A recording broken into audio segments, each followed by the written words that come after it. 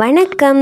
இன்றைக்கி எல்லாருக்குமே ஃபேவரட்டான காலிஃப்ளவர் ஃப்ரை எப்படி பண்ணலான்னு பார்க்கலாம் வாங்க. இது ரைஸ்க்கு தோசைக்கு கூட நல்லாயிருக்கும். அதுக்கு முன்னாடி உங்களுக்கு குக்கிங் பிடிக்கும்னா நம்ம சேனலை சப்ஸ்கிரைப் பண்ணிக்கோங்க, அடிக்கடி வீடியோஸ் வரும். காலிஃப்ளவர் ஃப்ரை பண்ணுறதுக்கு இன்றைக்கி பேனில் எண்ணெய் வச்சுக்கிட்டேங்க. காலிஃப்ளவர் பார்த்திங்கன்னா நல்லா இந்த மாதிரி சின்ன சின்னதாக கட் பண்ணி மஞ்சள் தண்ணியில் வாஷ் பண்ணி வச்சுருக்கேன், சுடு தண்ணி போட்டு. பேனில் எண்ணெய் நல்லா சூடானது கொஞ்சமாக கடுகு ஆட் பண்ணி கடுகு பொரியட்டும். நல்லா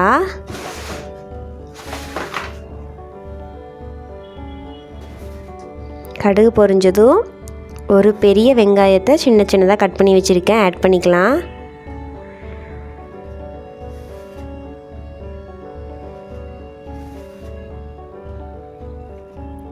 வெங்காயத்தை நல்லா கோல்டன் ப்ரௌன் கலர் வர வரைக்கும் நல்லா வதக்கிக்கலாங்க.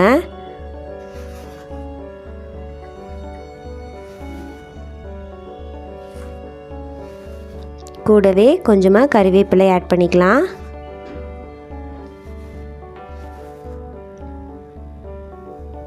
காரத்துக்கு ஒரே ஒரு வரமிளகாய் ஆட் பண்ணிக்கிறேன். மீடியம் ஃப்ளேமில் வச்சுட்டு எல்லாம் பச்சை வாசம் போகிற மாதிரி நல்லா வதக்கி விட்டுருங்க.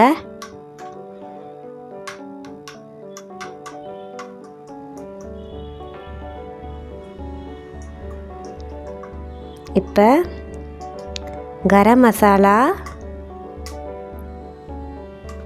ஒரு டீஸ்பூன் அளவுக்கு ஆட் பண்ணிக்கலாம். கூடவே மிளகாய் தூளும் ஒரு டீஸ்பூன் அளவுக்கு ஆட் பண்ணிக்கிறேன். காரத்துக்கு ஏற்ற மாதிரி நீங்கள் இன்னுமே கொஞ்சம் கூட கரம் மசாலாவும் மிளகாய் தூளும் ஆட் பண்ணிக்கலாம். இப்போ காலிஃப்ளவரை நல்லா தண்ணியெல்லாம் வடிச்சிட்டு ஆட் பண்ணியிருக்கேன். காலிஃப்ளவர் எப்பவுமே சுடு தண்ணி போட்டுட்டு வாஷ் பண்ணுறது ரொம்பவே நல்லது. ஏன்னா காலிஃப்ளவர் முட்டைக்கோஸ்க்கு எல்லாத்துக்குமே நமக்கு அதிகமான ஃபர்டிலைசர் பெஸ்டிசைட்ஸ் யூஸ் பண்ணியிருப்பாங்க. இப்போ இந்த மாதிரி நல்லா மசாலாலாம் படுற மாதிரி வதக்கி விட்டுட்டு உப்பு தேவையான அளவு ஆட் பண்ணிக்கோங்க. அது நீங்கள் வெங்காயம் வதக்கும் போது ஆட் பண்ணாலும் ஓகே, காலிஃப்ளவர் வதக்கும் போது ஆட் பண்ணாலும் ஓகே. இப்போ தேங்காய் துருவலும் ஆட் பண்ணிக்கலாம். தண்ணி ஊற்றுறதுக்கு முன்னாடியே நம்ம தேங்காய் துருவல் ஆட் பண்ணிக்கலாம். நல்லா ஒரு கைப்பிடி அளவுக்கு தேங்காய் துருவல் ஆட் பண்ணி 2 நிமிஷம் வதக்கிட்டு காலிஃப்ளவர் மூழ்கிற அளவுக்கு தண்ணி ஆட் பண்ணிக்கோங்க.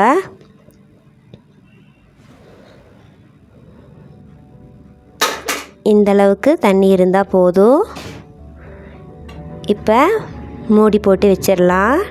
ஒரு 10 மினிட்ஸ் நல்லா வெந்து வரணும். ஆஃப்டர் 10 மினிட்ஸ் எடுத்து பாருங்கள். இப்போ ஓரளவு நல்லா வெந்து வந்திருக்கு. இன்னுமே கொஞ்சம் தண்ணி இருக்கிற மாதிரி இருக்குது. இப்போ ஓப்பனாகவே வச்சு வேக வைங்க.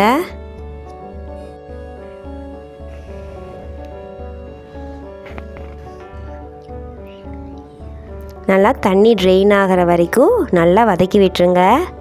உப்பு காரம் செக் பண்ணி பார்த்துக்கோங்க.